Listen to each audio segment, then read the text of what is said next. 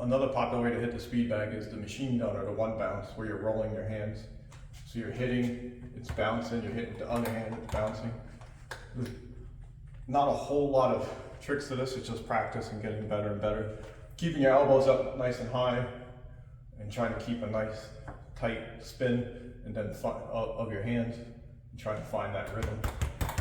So you can start out slow, slowly increase your speed, trying to keep the bag from wobbling here and here.